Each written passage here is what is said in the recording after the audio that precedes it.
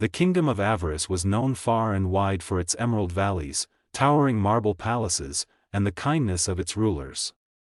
At its heart stood King Aldric, a man both loved and feared, and Queen Selene, whose beauty was often compared to the glow of the full moon. But above all, the kingdom cherished their daughter, Princess Lyria. Born beneath a rare celestial alignment, many whispered she carried within her the fate of avarice itself. Gentle, clever, and unafraid of wandering beyond the gilded halls, Lyria was adored by the people.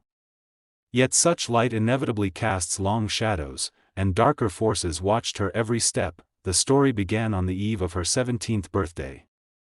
The palace had been alive with celebration, lanterns swayed in the night air, music spilled from every chamber, and nobles from distant lands flocked to Avarice with gifts. Lyria, though, felt restless. Surrounded by polished jewels and endless flattery, she longed for the simpler company of the kingdom's gardens and the laughter of its common folk.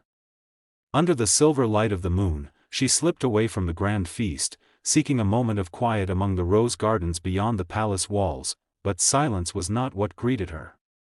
As she stepped through the winding paths, she heard whispers, low voices carrying words she could not fully understand. Following the sound, she came upon the shadowy outlines of two cloaked figures near the old fountain. Their movements were quick and secretive, their language unfamiliar. Before she could call for the guards, one of them glanced up. Their eyes, gleaming unnaturally pale in the dark, locked with hers. In that single instant, Lyria felt an icy chill run through her body, as if something ancient had marked her. She turned to flee, but the world seemed to collapse in on itself. A strange smoke swirled around her feet, thick as fog, pressing in from all sides.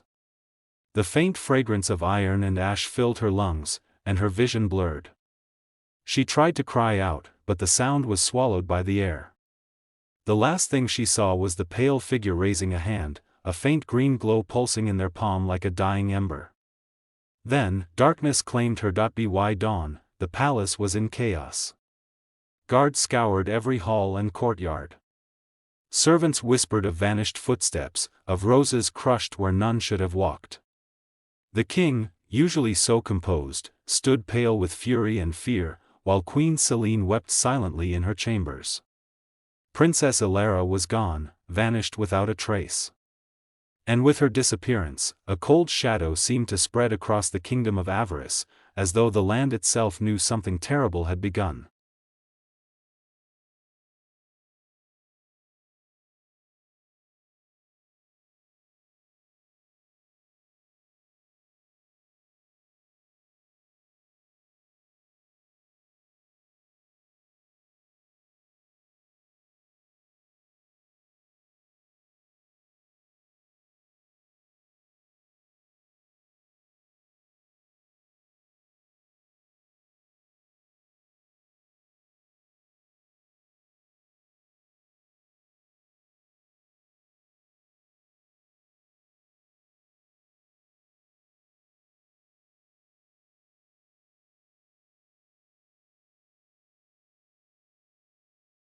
By dawn, the entire palace was buzzing with unease.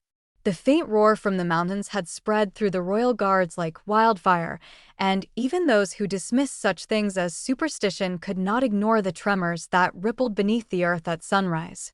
Queen Lyria convened an immediate council meeting, though she knew most of the ministers would offer little more than fear-wrapped advice. To her, the valley felt different, as if the air itself waited for something to cross its threshold. She sensed it while walking through the long mirrored corridor leading to the council hall.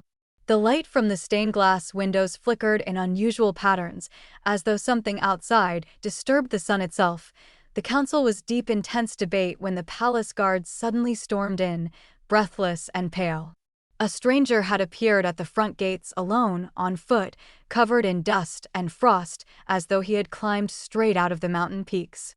What unsettled the guards most was not his arrival, but the fact that he had asked to speak with the queen by name. Lyria felt her pulse quicken. Very few people knew of the dreams she had been having or the pendant she treasured.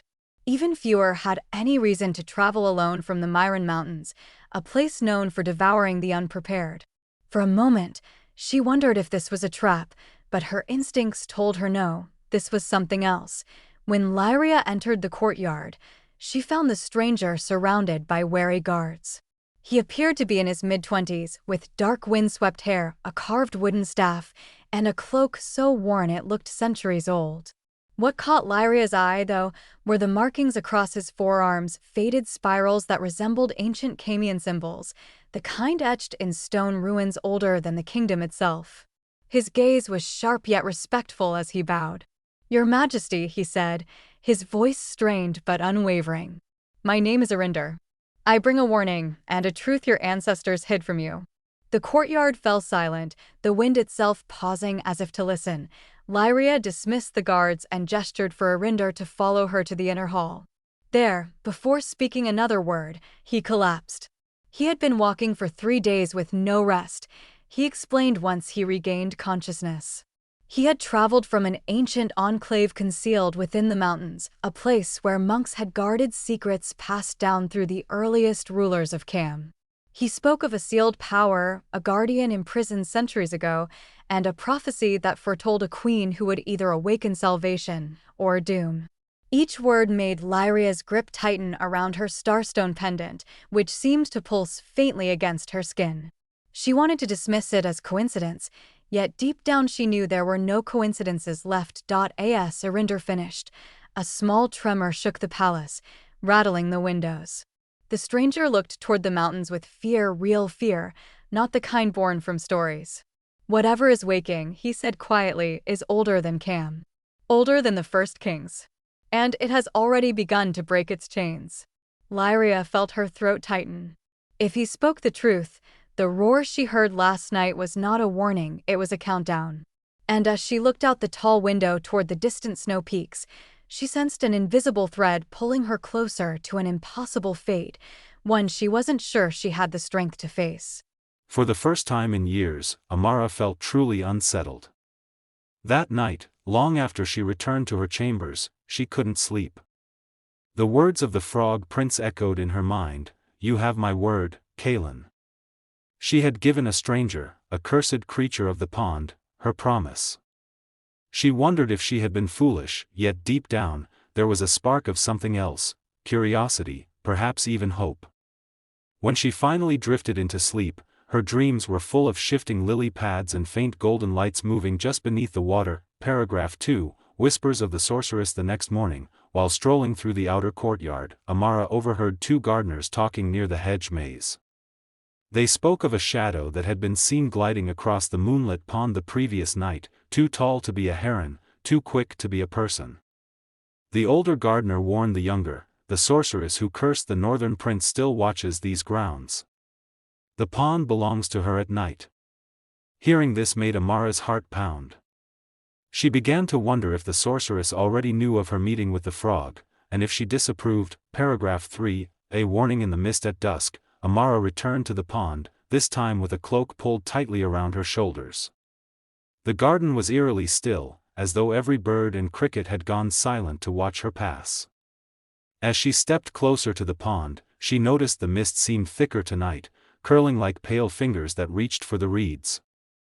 Kaelin was waiting on his lily pad, but tonight his golden eyes looked dimmer. "You shouldn't have come," he croaked in a low voice. Amara stiffened at his words. "You told me I made a promise.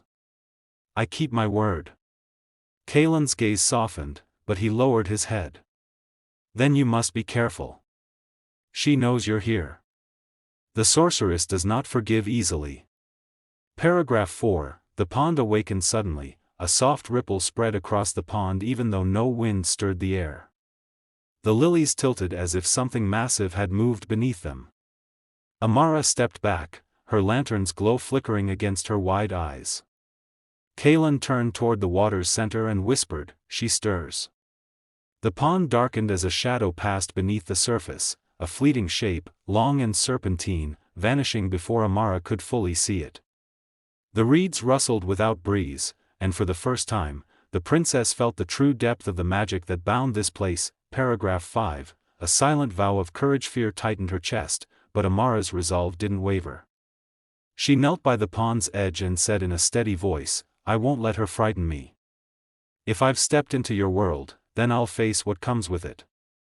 Kaelin regarded her for a long moment before replying, "You are braver than you know, princess. But courage alone may not save you." As the moon broke free of the clouds and bathed the garden in pale light, Amara touched the water's surface with her fingertips, silently vowing to see this journey through, whatever it demanded of her.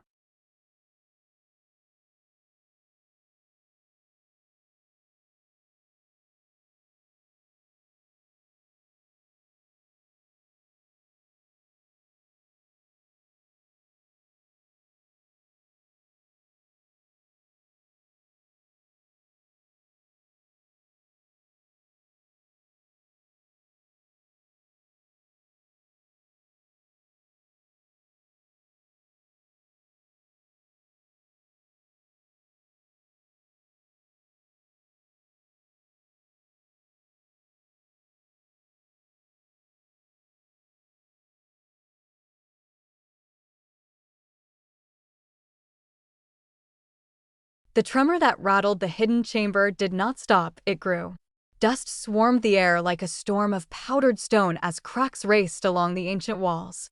Queen Lyria steadied herself with one hand against the pedestal, her other gripping the scroll as though it might anchor her to the earth. Theron shouted for everyone to evacuate, but Lyria felt rooted to the spot, the pendant at her neck burning with a heat that bordered on pain. Irinder grabbed her arm and pulled her toward the exit just as a slab of rock crashed onto the pedestal, shattering it. The chamber was collapsing, not randomly, but deliberately, as if the mountain itself were rejecting the awakening truth they had uncovered. By the time they burst back into the Hall of Lineage, guards were rushing in from every corridor. The tremors had spread throughout the entire palace, making pillars tremble and chandeliers sway like pendulums caught in a violent storm. Outside, the sound of panicked citizens echoed faintly in the distance. Lyria tried to steady her breath, but the scroll's prophecy still pulsed in her mind like a heartbeat. If the Guardian was awakening, she had little time to prepare. Worse, she didn't even know if she was the queen the prophecy described, or if she was the mistake who would doom Kham. Her hands were trembling, and she hid them behind her cloak before anyone could notice. Moments later, the tremors suddenly stopped. A disturbing silence fell across the city, too still, too unnatural. Lyria walked toward the nearest balcony, her heart pounding in her ears. When she looked toward the Myron Mountains, she froze. A massive crack had appeared along the northern face of the peak, glowing faintly like embers breathing through snow. The glow pulsed in slow, rhythmic waves, each one followed by a distant, guttural sound that made her bones vibrate. "It's calling you," Irinder said quietly, joining her at the railing. He pointed toward the mountains. "The Guardian senses the Starstone. It always has. You were the last of the line that sealed it, and now it wants you to break the final chain." Fear tore at her. No crown had ever felt so heavy. But Lyria knew she could not hide behind palace walls while her kingdom trembled beneath an ancient force. If the prophecy was real, she had to face what her ancestors had locked away. "Theron," she said, her voice firm despite the turmoil inside her, "prepare a small expedition. We travel to the mountains before nightfall." The captain hesitated. "Your Majesty, this is not a patrol. This is walking into the maw of something no human has seen in an age."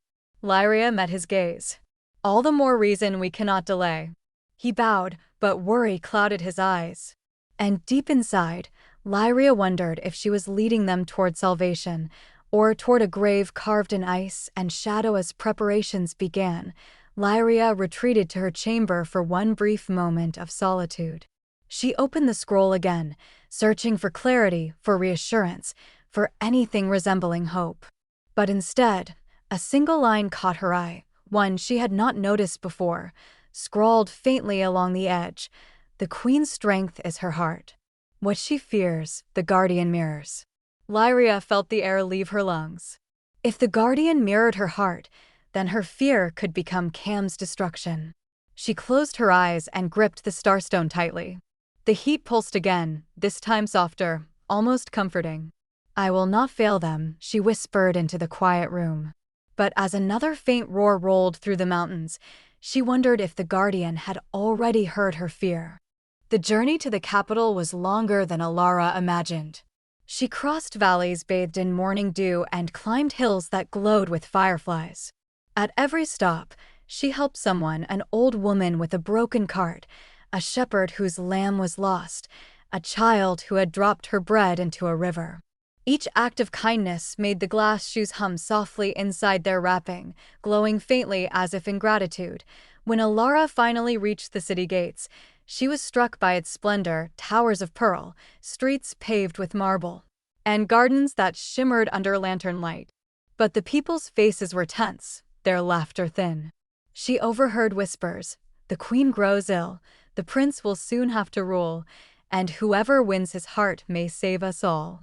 Alara's heart ached, not for the crown, but for the sorrow that lingered in such beauty. At sunset, the palace opened its golden doors.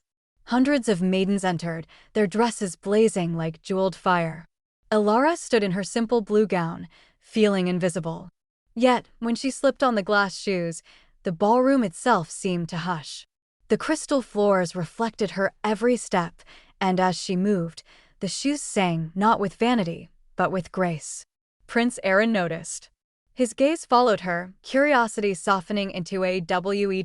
As they danced, he asked, "Who are you?"